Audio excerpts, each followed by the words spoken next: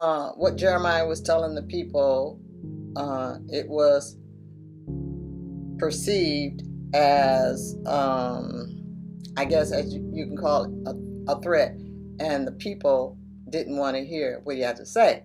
This is why Ebed Melech, he was an official in the royal palace, spoke up about Jeremiah being thrown in the cistern, because they threw him in the cistern because they didn't like what he was saying. Yeah, cistern/dungeon. Yeah.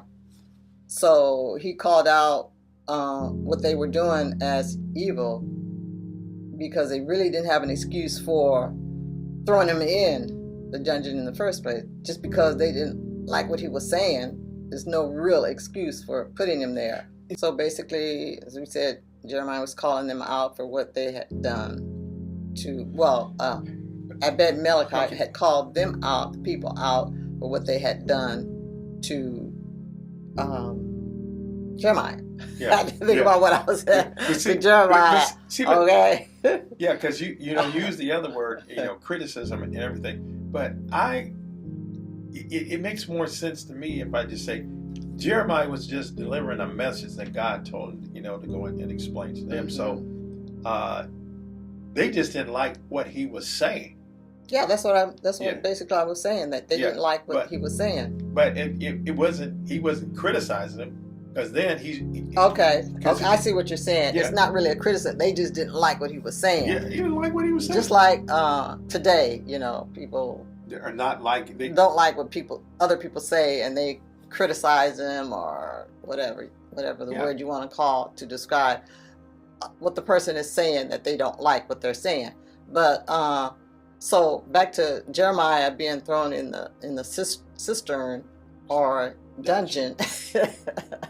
King Zedekiah had commanded Ebed Melech and some men to remove him from the cistern or dungeon. This lesson, I was thinking about today's atmosphere. When I was reading, I started thinking about today's atmosphere, how when people say something that we don't want to hear, like I said, mentioned earlier, they put some type of negative label on it.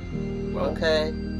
Well, when you say also another thing too, when they don't want to hear it or it's not beneficial to them, then they want to spin it to make it look beneficial. Because case in point today, why is it that a person, when they sit there and they call the police on you, and then they start embellishing, oh yeah, he's threatening my life, oh he has this, oh, and just all these things they embellish with, which is not happening, and it's not even a crime. That's the thing that I don't understand. But they said, oh, we have to respond to every call, and just some of them, you know how some of them turn out, and you have to be committing a crime to no for something awful to happen to you. That's true. But what I'm saying is, look at the nuance. What's happening? They're upset with the individual, but they're going to turn around and paint the picture that, like for instance now,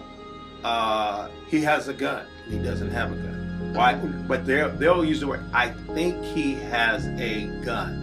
Or he's threatening my life. Yeah. Which can be a lie. Words which is not true. That's why words have power, whether they lying words or truthful words or honest words. You can or deceptive dress words. them up, or deceptive words. Yeah, you can dress them up to make the situation sound worse than what it really is, or that the situation don't even exist at all. But you think there's a thing here, like a situation here, where there's no situation.